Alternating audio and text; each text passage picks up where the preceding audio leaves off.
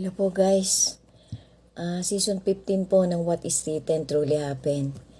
Part 36A. Part 36A po. Kasi baka po kasi hindi ko matapos eh. Sana po lahat po ng makakakita ng content ko na to, try nyo pong umpisahan mula part 1 hanggang final. Final na po to. Kaya ko po nilagyan ng A. Kasi baka hindi po makumpleto yung sasabihin ko. Bawat part po sama-sama may life lesson, motivation, POV. Tapos life po ito na climax po ng life ni Judas Iscariot at saka po ni Lazaro.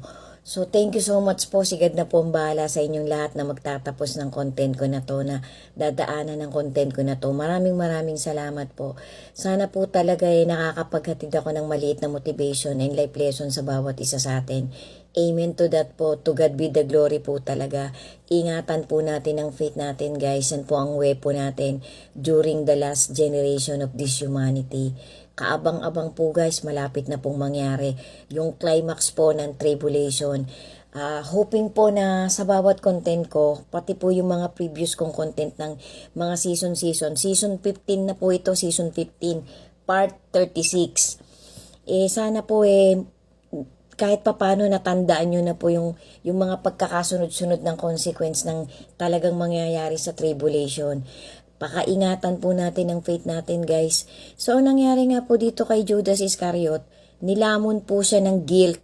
Kasi pagkatapos na pong desisyon na ibabalik na niya yung 30 pieces of coins of silver, hindi na po tinanggap ng mga ng mga pariseyo, ng mga matataas na pare. Kasi nga po pinagkanulo niya po ang Panginoon Napakaganda po ng pagtanggap sa kanya ng Panginoon. Ang nangyari po kasi ang POV ko po dito, sinubukan din po siya ng Panginoon kung pupurihin niya talaga ang ating Creator. Kasi ang meaning po ang tao po kasi bawat pangalan po natin may meaning yan sa Panginoon. Ang meaning po kasi yung pangalan ni Judas Iscariot God be praised. Pupurihin mo talaga dapat ang Creator. Yun po ang meaning ng pangalan niya.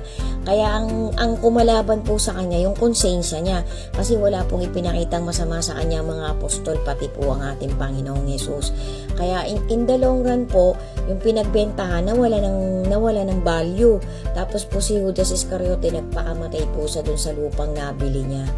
Parang ang pagkakaintindi ko po, natagalan po yung nagbikti po kasi siya natagalan po yung pagkakabitin niya, kaya po pagbaksak po ng katawang lupa niya, nabiyak po, para pong nahati yung katawan niya, lumabas po yung mga bituka niya. Yan po yung pinakamasamang nangyari kay Judas. Sundan niyo pa po, may talaga